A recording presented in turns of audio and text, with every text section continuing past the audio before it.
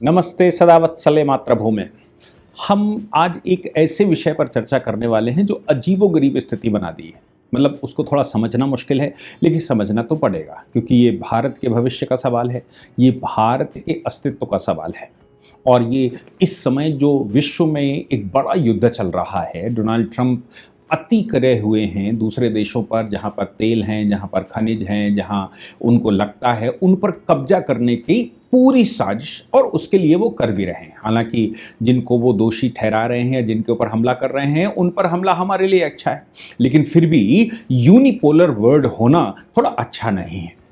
तीन विषय एक साथ हैं। एक विषय तो ये है, क्या भारत सरकार पनामा का शिप जो चाइना गया हुआ था, अमेरिका के संरक्षण में है। पनामा इस समय अमेरिका के संरक्षण में है। पनामा को लेकर बहुत सारे और भी अटकलें हैं, और उस शिप को रशिया के कहने पर, रशियन लोगों के कहने पर या रशियन कंपनियों के कहने पर भारत में अरेस्ट कर लिया जाए।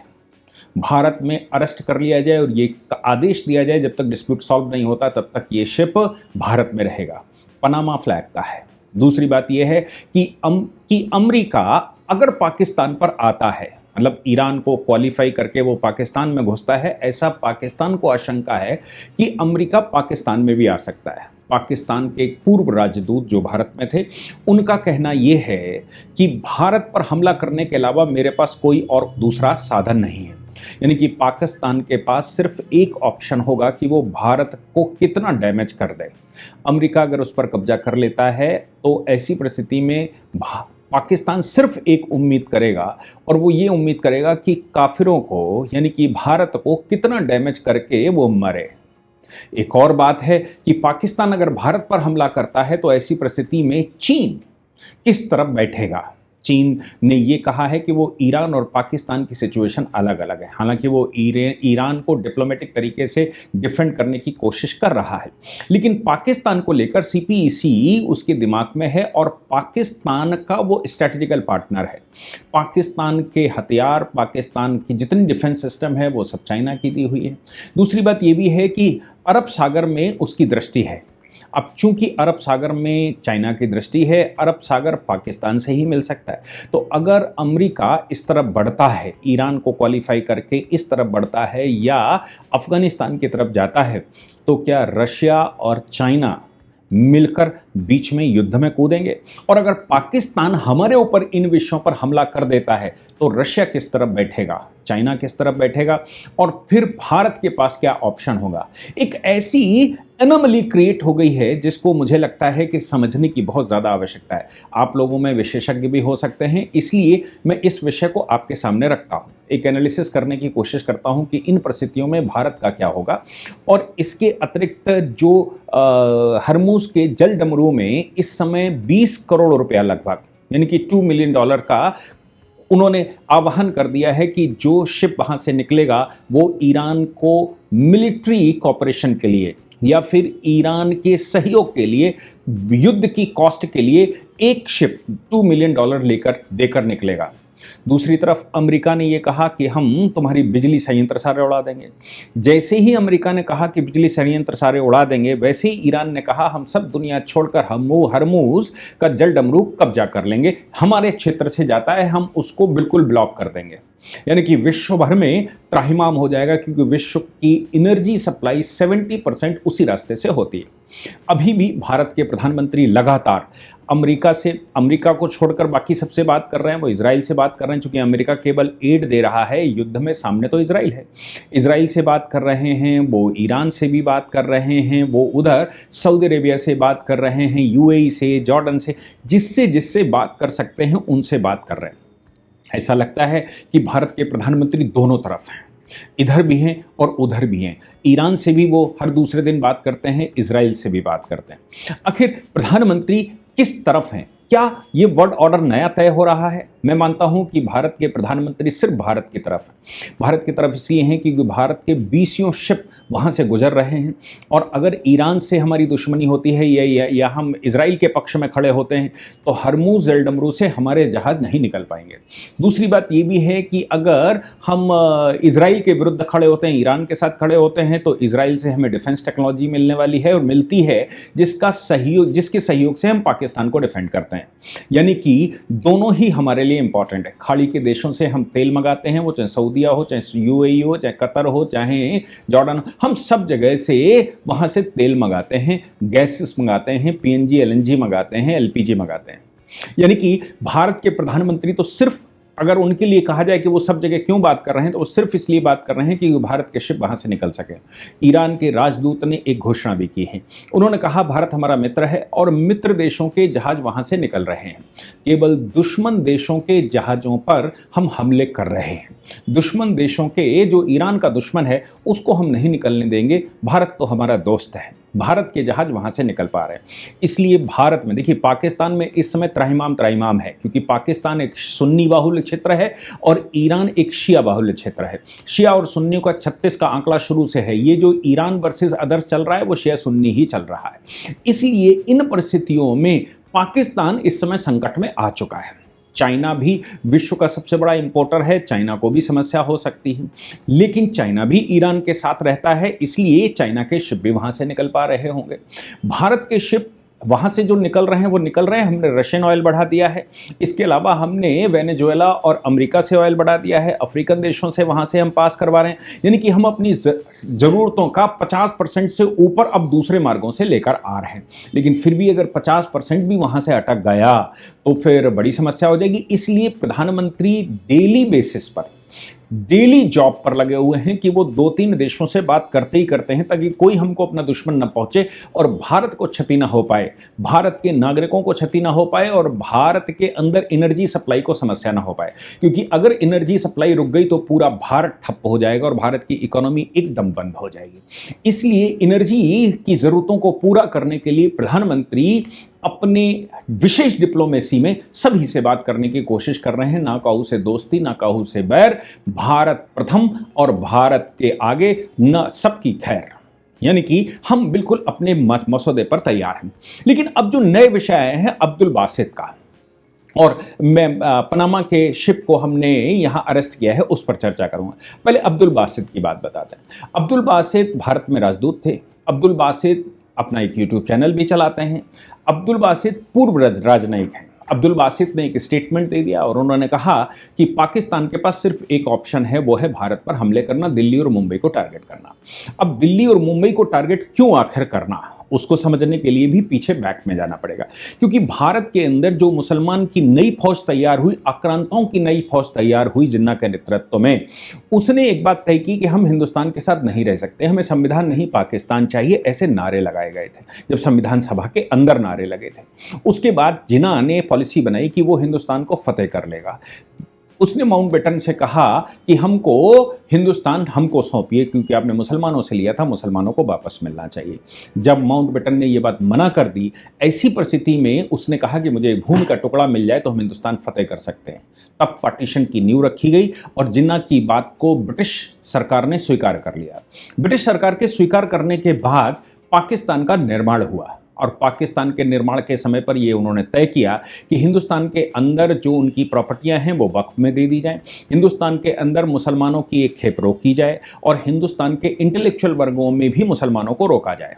और उधर पाकिस्तान बनने के बाद वहां से सशस्त्र तैयारियां करके हिंदुस्तान को फतेह किया जाएगा, काफिरों को मारा जाएगा, दारुल इस्लाम स्थापित किया जाएगा। उस पॉलिसी में ही अबुल कलाम ने अपनी फ्रीडम, क्या उनकी किताब थी वी विंस फ्रीडम, उसमें उन्होंने लिखा कि 30 साल बाद हमारी आखिरी चैप्टर को खोला जाए। उस चैप्टर में लोग कहते हैं, हालांकि वो कभी पब्लिश नहीं हुआ, उस चैप्टर में ये लिखा था कि हमने जो पॉलिसी बनाई हिंदुस्तान को कब्जा करने की, वो 30 वर्ष में पूरी हो जाएगी। यानी कि पाकिस्तान निर्माण के 30 वर्ष के अंदर हिंदुस्तान पर कब्जा हो जाएगा, ऐसा उनका अनुमान था। इसलिए उनका क्रेडिट कहीं चला ना जाए, उनकी मृत्यु के बाद भी उन्होंने कहा था कि मेरी मृत्यु के 30 वर्ष बाद इसको, तो उनकी मृत्यु के बाद भी अब्दुल कलाम का नाम सामने रहे, और ये रहे कि ये उनकी पॉलिसी थी कि हिंदुस्तान को दारुल इस्लाम बनाना है, और पाकिस्तान को उन्होंने हिडन रूप से विरोधी बना लिया था। इसी नीति के तहत 1947 में उन्होंने कश्मीर पर हमला किया, 1965 में इस बात का हमला किया कि 62 की लड़ाई हम हार चुके थे, 1971 का हमला इस बात का हुआ कि ईस्ट और वेस्ट पाकिस्तान में लड़ाई छिड़ चुकी थी। उसके बाद उन्होंने अप्रत्यक्ष पहले कारगिल का कोशिश करी और फिर अप्रत्यक्ष बमबारी शुरू की, यानी कि आतंक फैलाना शुरू किया, आतंकवादी। अभी गेमिंग आतंकवाद भी भारत में चल रहा है, ऐसा कहा जा रहा है। तो उनका निर्माण सिर्फ भारत को फतेह करने के लिए, भारत को नेस्तनाबूद और काफिरों को मारने के लिए हुआ, ऐसा पाकिस्तान मानकर चलता है। इसीलिए अब्दुल बासित कहता है कि अगर अमेरिका ईरान को जीत लेता है तो ईरान को जीतने के बाद वो पाकिस्तान की तरफ बढ़ेगा, क्योंकि उसका बॉर्डर पाकिस्तान से लगता है। एक तरफ इराक पर कब्जा ऑलरेडी अमेरिका का है और पाकिस्तान पर बॉर्डर लगता है, इसलिए वो पाकिस्तान की तरफ बढ़ेगा, क्योंकि अमेरिका पाकिस्तान या मुस्लिम जगत को देखना नहीं चाहता। पाकिस्तान की तरफ अगर वो बढ़ता है और पाकिस्तान के न्यूक्लियर संयंत्रों को नेस्तनाबूद करता है, उनके न्यूक्लियर प्लांटों को टारगेट करता है, ऐसी परिस्थिति में चूंकि अमेरिका लगातार कह रहा है कि मुस्लिम जगत के पास ये शक्तियां नहीं होनी चाहिए क्योंकि ये विनाशक लोग हैं, ये संसार को खत्म कर देंगे, तो पाकिस्तान भी टारगेट पर होगा। ईरान पर इसलिए हमला किया गया क्योंकि वो न्यूक्लियर पावर को अपने पास संरक्षित कर रहा था, वो न्यूक्लियर बम तैयार कर रहा था। अब पाकिस्तान का मानना है कि वो कर चुके हैं, तो पाकिस्तान के न्यूक्लियर जो ठिकाने हैं उनको टारगेट करेगा। इसलिए अब अगर वो उनको टारगेट करता है तो कम से कम जिन्ना के द्वारा बनाई गई एक पॉलिसी जिसकी वजह से पाकिस्तान बना था कि हिंदुस्तान को नेस्तनाबूद कर दें, तो एक ही साधन रहेगा कि हिंदुस्तान पर वो कब्जा कर ले, हिंदुस्तान पर कब्जा कर ले, पाकिस्तान पीछे चला जाएगा, लेकिन हिंदुस्तान के अंदर जो उनके लोग बैठे हैं और बाकी उनकी सेना मिलकर हिंदुस्तान पर कब्जा कर लेंगे और हिंदुस्तान को दारुल इस्लाम बना लेंगे। फिर नया एक वर्ल्ड ऑर्डर हिंदुस्तान को तय करना पड़ेगा, यानी कि उनके मंशूबे बड़े खतरनाक हैं। हालांकि इसका एक और अभिप्राय यह हो सकता है कि वो पीटीआई के सदस्य हैं, मतलब वो पीटीआई समर्थक हैं, और पीटीआई बनाम आज की जो वहां की सरकार है वो गड़बड़ चल रही है शहबाज शरीफ की, इसलिए शहबाज शरीफ को फंसाने के लिए भारत उन पर हमला कर दे। यह भी संभव है कि इस तरह के बयान करके भारत को उनके खिलाफ खड़ा कर दिया जाए, यह भी हो सकता है। पीटीआई के समर्थक हैं, इसमें कोई शक नहीं है, और वो शहबाज शरीफ की सरकार को हमेशा इंटरनेशनल पॉलिसीज पर क्रिटिसाइज करते रहते हैं, इसमें भी कोई शक नहीं। तो यह भी हो सकता है कि इसके पीछे का यह खेल हो। लेकिन अमेरिका ईरान पर कब्जा कर लेगा, ऐसा आशंका उन्होंने बता दी है, और यह बात अमेरिका को अब डर लग रहा है। अमेरिका का मानना यह है कि वो 48 घंटे के अंदर यह कर देगा। डोनाल्ड ट्रंप लगातार स्टेटमेंट दे रहे हैं कि भाई 48 घंटे, कभी 24 घंटे, कभी वो कहते हैं कि नहीं हमारा टारगेट पूरा हो गया, ईरान को हमने कमजोर कर दिया, उनकी सैन्य शक्ति हमने खत्म कर दी, और कभी वो कहते हैं कि हम ईरान पर कब्जा करके ही हटेंगे, फाइनल करके हटेंगे। यानी कि डोनाल्ड ट्रंप की बात का कोई भरोसा नहीं है। वो अफगानिस्तान की तरह अफगानिस्तान को जैसे अधर में छोड़कर वापस चले गए, वैसे ईरान को भी छोड़ सकते हैं।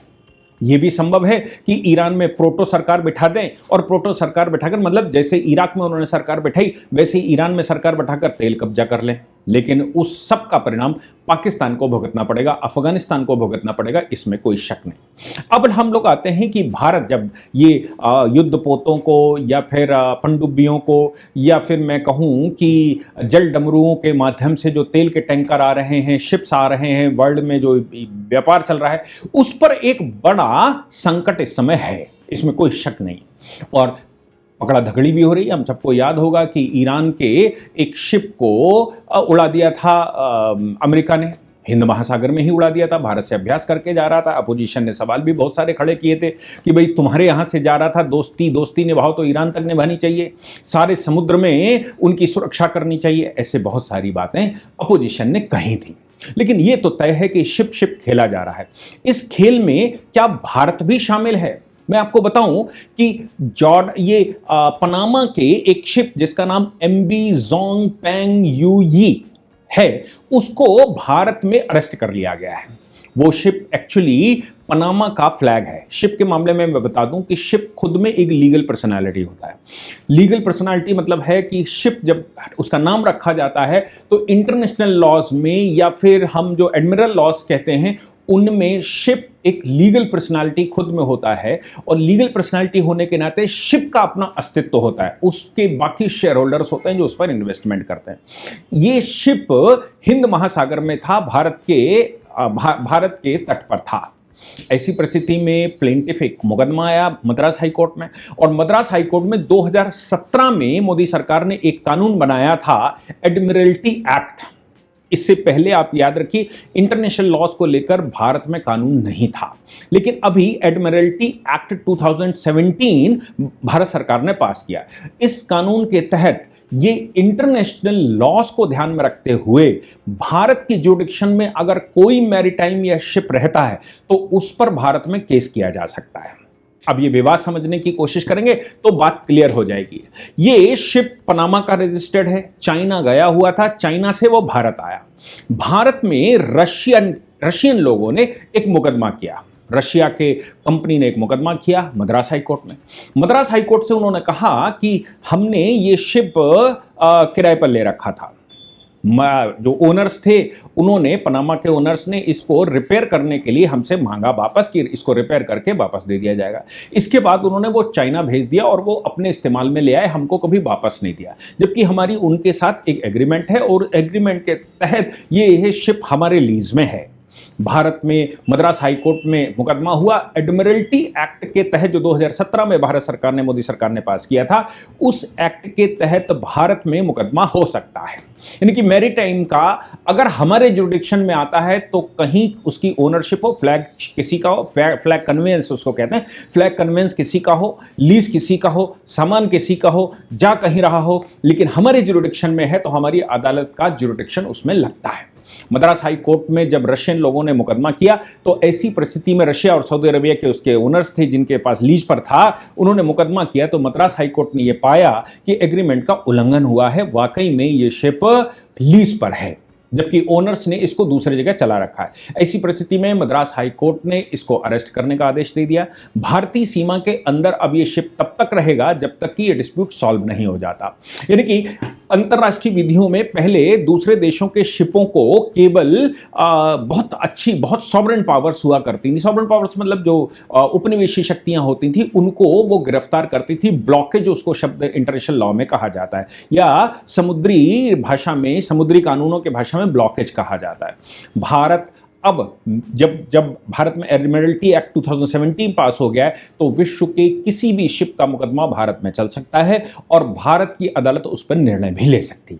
इस निर्णय के तहत ही रशिया, अब इसमें जो एंगल देखा जा रहा है वो ये देखा जा रहा है कि सामान चाइना का था, पनामा का फ्लैग है उस पर, पनामा यूएस के संरक्षण में है और रशियन लोग इस पर मुकदमा कर रहे हैं। यानी कि अगर राजनीतिक भाषा में देखेंगे तो मद्रास हाईकोर्ट का ये ऑर्डर अमेरिका के खिलाफ और रशिया के फेवर में जाता है, अमेरिका के खिलाफ और रशिया के फेवर में और चाइना के खिलाफ जाता है।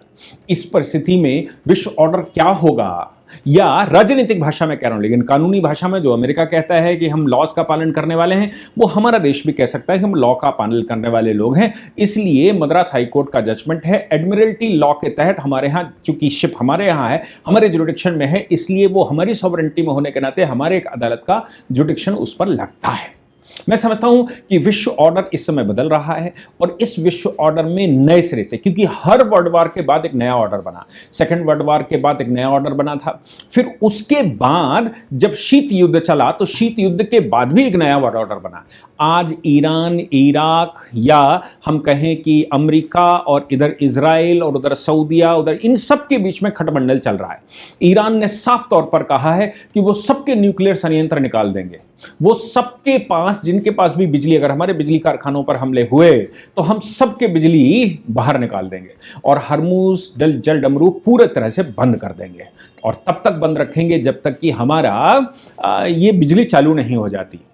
अब आप सोचिए कि विश्व ऑर्डर को बदलने वाला है, क्योंकि इस समय 12 देशों में इस तरह का युद्ध चल रहा है और बाकी देशों में, पूरे वर्ल्ड में इस समय एनर्जी की क्राइसिस चल रही है।